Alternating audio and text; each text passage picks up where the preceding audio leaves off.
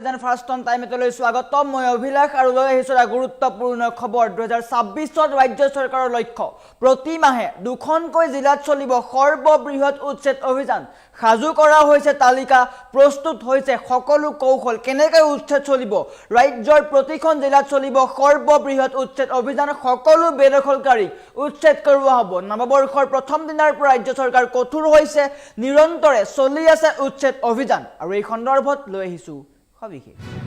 জনাই আছো ডাঙৰ খবৰ টাইম 8 বিগ ব্ৰেকিং 2026 চৰকাৰৰ লক্ষ্য প্ৰতি মাহে দুখনকৈ জিলাত চলিব উচ্ছেদ অভিযান মুখ্যমন্ত্ৰীয়ে মন্তব্য কৰিছে প্ৰচণ্ড শীত হওক অথবা গৰম চলি থাকিব উচ্ছেদ অভিযান কোনো কাৰণত ৰৈ নাথাকে উচ্ছেদ অভিযান ৰাজ্যত 12 লাখ বিঘা ভূমিত চলিব উচ্ছেদ অভিযান ইয়াৰ নতুন তথ্য 12 লাখ বিঘা ভূমিত চলিব উচ্ছেদ অভিযান সাজু কৰা হৈছে তালিকা হাতে হাতে তালিকা লৈ সাজু হৈছে প্ৰশাসন সাজু হোৱা দেখিবলৈ পোৱা গৈছে প্ৰস্তুত কৰিছে সকলো কৌশল বেদখলকাৰীৰ বিৰুদ্ধে কোনো কাৰণত উচ্ছেদ বন্ধ কৰা নহয় কোনো কাৰণত ক্ষান্ত নাথাকে চৰকাৰ দয়া নাই ক্ষমা নাই নীতি এখনৰ পিছত আনখন জিলাত চলিব উচ্ছেদ অভিযান প্ৰতি মাহে দুখনকৈ জিলাত চলিব উচ্ছেদ অভিযান এই পৰ্যন্ত 1,60,000 বিঘা ভূমি বেদখল মুক্ত কৰা হৈছে কিন্তু ইমানতে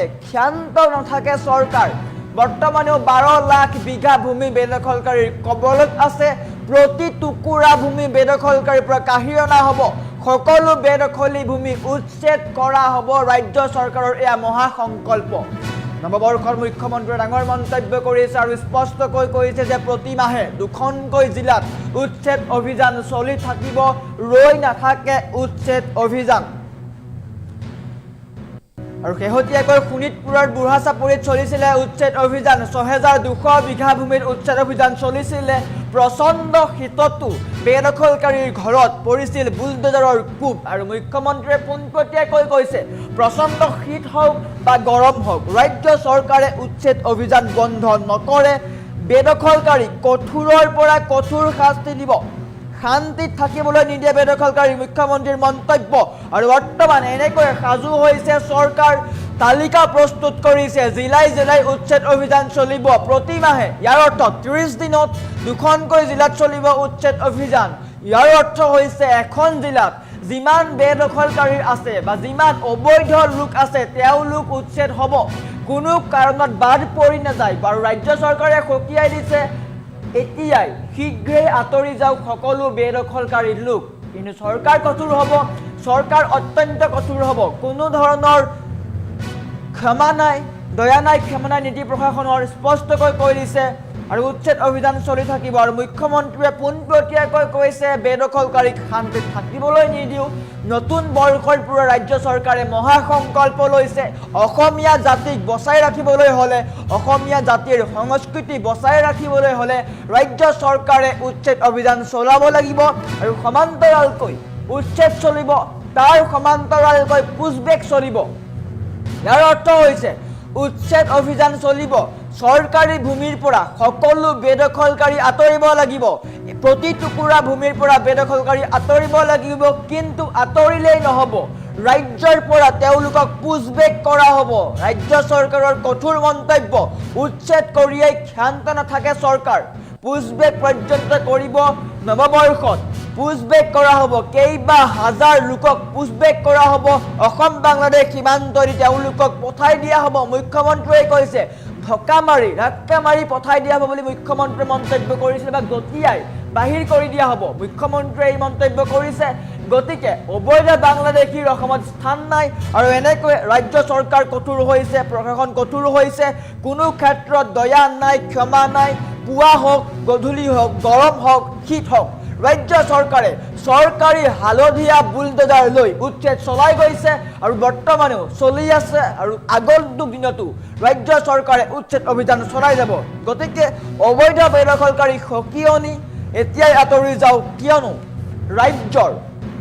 প্ৰতিখন জিলাত উচ্ছেদ অভিযান চলিব প্ৰতি টুকুৰা ভূমি তেওঁলোকৰ পৰা কাঢ়ি অনা হ'ব অসমীয়াক লৈ ষড়যন্ত্ৰ কৰাসকলৰ বিৰুদ্ধে ৰাজ্য চৰকাৰ কঠোৰ হৈছে ৰাজ্য চৰকাৰে ডাঙৰ মন্তব্য কৰিছে প্ৰতিখন জিলাত এখনৰ পিছত সিখন জিলাত উচ্ছেদ অভিযান চলিব এখন জিলাত সম্পূৰ্ণভাৱে উচ্ছেদ চলিব সকলো তালিকা প্ৰস্তুত কৰা হৈছে ক'ত ক'ত কিমান বেদখলকাৰী আছে নামনি অসমৰ কেইবাখনো জিলাত বেদখলকাৰী আছে গোৱালপাৰাত কিমান আছে ধুবুৰীত কিমান আছে সকলোতে কিমান আছে দৰঙত কিমান আছে সেইসমূহ তালিকা প্ৰস্তুত কৰিছে সমান্তৰালকৈ উজনি অসমতো তালিকা প্ৰস্তুত কৰা হৈছে গোলাঘাট যোৰহাট শিৱসাগৰ ডিব্ৰুগড় আৰু উত্তৰ অসমত লখিমপুৰ ধেমাজি সেইসমূহ জিলাতো তালিকা প্ৰস্তুত কৰা হৈছে আৰু ৰাজ্য চৰকাৰে স্পষ্টকৈ কৈছে প্ৰতি মাহে দুখনকৈ জিলাত উচ্ছেদ অভিযান চলিব গতিকে তালিকা প্ৰস্তুত কৰা হৈছে অবৈধ বেদখলকাৰীৰ কোনো কাৰণত শান্তি নাই 25 বৰ্ষত ৰাজ্য চৰকাৰে পোনপটীয়াকৈ সকিয়নি দি উচ্ছেদ চলাইছিলে আৰু এইবাৰ 2026 বৰ্ষত উচ্ছেদ চলিব সমান্তৰালকৈ পুছবেক চলিব ইয়াৰ অৰ্থ চৰকাৰী ভূমিৰ পৰা অবৈধ লোকক উচ্ছেদ কৰি পঠোৱা হ'ব আৰু তেওঁলোকক বাংলাদেশলৈ পুছবেক কৰোৱা হ'ব ৰাজ্য চৰকাৰৰ মহাসংকল্প আমাৰ মুখ্যমন্ত্ৰীৰ মন্তব্য আছিলে মুখ্যমন্ত্ৰীয়ে অবৈধ লোকক উদ্দেশ্যি কি কৈছে দেখুৱাই লোৱাৰ চেষ্টা কৰিছোঁ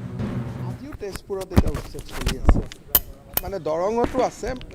মানে টোটেল আপোনালোকক মই কওঁ যে অসমত প্ৰায় 20 লাখ বিঘামান মাটি আমাৰ এনক্ৰচমেণ্টত আছে লাহে লাহে আমি কৰি এতিয়া 1.5 লাখ বিঘা পাৰ কৰিলোঁ এতিয়া আজি তেজপুৰত আছে দুই এদিনতে আকৌ গোৱালপাৰাত হ'ব বৰপেটাত হ'ব একফালৰ পৰা কাৰণ পুলিচো ইমান নাই ব্যৱস্থাও ইমান একেলগে সম্ভৱ নহয় গতিকে এখন ডিষ্ট্ৰিক্ট বা দুখন ডিষ্ট্ৰিক্টতে আমি এমাহত কৰিব পাৰোঁ তাৰ লগত হাইকোৰ্টৰ কেছ আদিও থাকে সেইকাৰণে আমি যিমান পাৰোঁ আমি কৰি গৈ থাকিম আজিও তেজপুৰত এটা উচ্ছেদ চলি আছে মানে দৰঙতো আছে